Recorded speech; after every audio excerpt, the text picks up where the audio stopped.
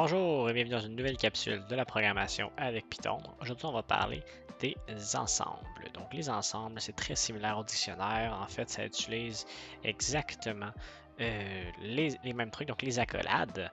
L'unique différence, c'est que les ensembles sont des dictionnaires qui ne possèdent pas de valeur. Donc, les clés sont uniques et sont seules. D'accord? Pareil pour le dictionnaire, hein, il peut savoir une seule et même clé unique. Voilà. Donc, plusieurs clés ne peuvent pas se répéter. Donc, on va utiliser la fonction set pour transformer des éléments en ensemble. Donc, ça peut être une liste, une chaîne de caractères, peu importe. Ou on peut directement utiliser les accolades, sauf qu'il faut faire attention parce que les accolades vides, si on ne précise pas donc que c'est des clés seules, ben, Python ne comprendra pas et il va penser que c'est un dictionnaire vide. Okay? Donc c'est pour ça que si on veut définir un ensemble vide, il faut utiliser set et non pas les accolades. Donc on voit ici la différence entre X et Y. X tout d'abord est un ensemble vide et Y est un dictionnaire vide. Donc on voit, si on affiche le type de chacun de ces éléments-là, on voit bien qu'il provient de la classe set, donc les ensembles, et de la classe dict, donc les dictionnaires. Okay? Donc c'est vraiment dans l'unique cas où on veut utiliser un ensemble vide. Ok, voilà. Donc, on va voir un petit exemple. Si je définis un ensemble avec la chaîne de caractères A, on voit bien que sur la fiche, on obtient l'ensemble. Donc, c'est des clés uniques qui ne possèdent pas de valeur, tout simplement. C'est séparé par des virgules. Donc, ce qui est bien à comprendre, c'est que l'ordre d'un ensemble est arbitraire à chaque fois. Ok, donc, c'est pas ordonné. C'est un ensemble non ordonné. Donc, il n'y a pas d'ordre. À chaque fois, vous allez avoir une sortie différente. Ok. Voilà. Et ici, ce qui est intéressant à savoir, c'est que comme les clés du dictionnaire, ici on le voit vraiment mieux, il peut seulement en avoir une seule et même unique. OK? Donc ça veut dire que ici, le mot allo, ben, il y a seulement un L qui est ressorti. Parce que deux L, ça se peut pas. OK? Donc c'est vraiment intéressant lorsqu'on a plusieurs éléments similaires. On peut convertir une liste, par exemple, avec plusieurs lettres, une phrase. Mais si on veut savoir toutes les lettres qui ont été utilisées dans l'alphabet, ben, on pourrait convertir cette chaîne de caractères-là en ensemble et ça nous retournerait uniquement les lettres utilisées. Okay? Même s'il y a plusieurs lettres avec plusieurs combinaisons, toutes les lettres qui ne sont pas utilisées, on ne les aurait pas. Bref, c'est un exemple parmi tant d'autres d'utilisation des ensembles. Voilà.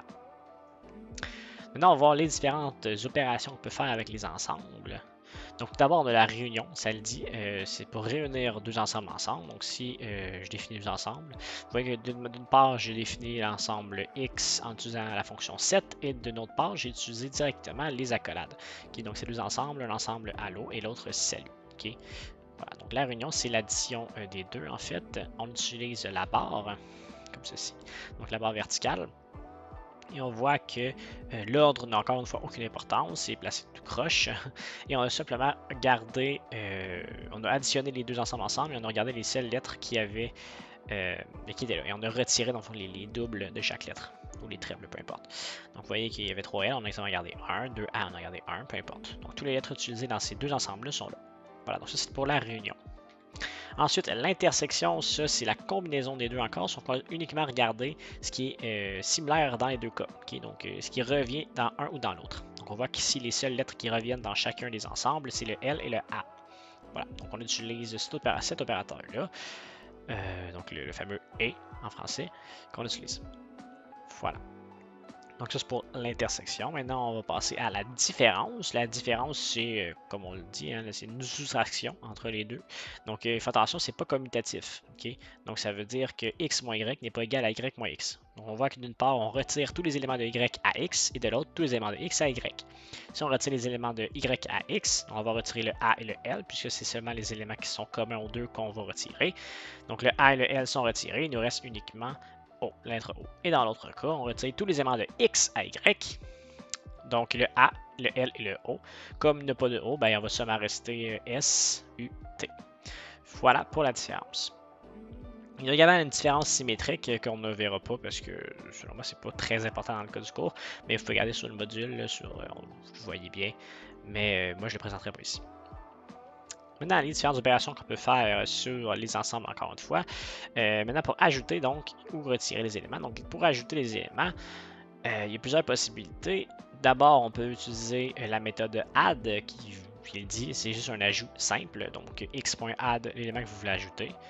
Et vous voyez que dans le mot allo, on a ajouté le chiffre 5. Encore une fois, l'ordre n'a pas d'importance. C'est passé à la troisième place, mais si je réexécute le programme, ça serait à une autre place encore. Et dans le second cas, on a utilisé la méthode update. Donc là, les plus d'entre vous vont constater que, ok, c'est quoi la différence entre le update et la réunion? Ben, la réunion retourne un nouvel élément, tandis que update modifie l'ensemble de départ. Ok. Donc vous voyez qu'ici, j'ai vraiment modifié l'ensemble X, contrairement à la réunion où l'opération X barre transversale Y lui crée un nouvel ensemble. Ok. Donc ce sera la différence entre les deux. Et update, ce qui est intéressant, c'est qu'on peut utiliser aussi des listes. Donc update, et on pourrait mettre une liste ici. Puis ça aurait d'abord converti la liste en ensemble et ça l'aurait ensuite ajouté à l'ensemble X. Voilà, pour le modifier ensuite. Bref, donc ça c'est pour les ajouts. On peut utiliser add ou update.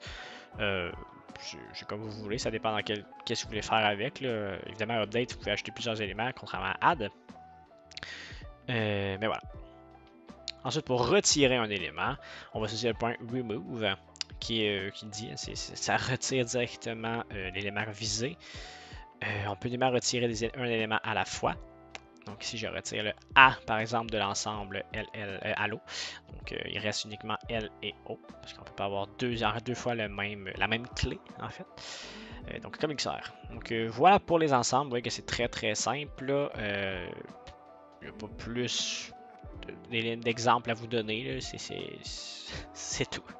Donc sur ce, faites des exercices comme d'habitude, puis bonne étude.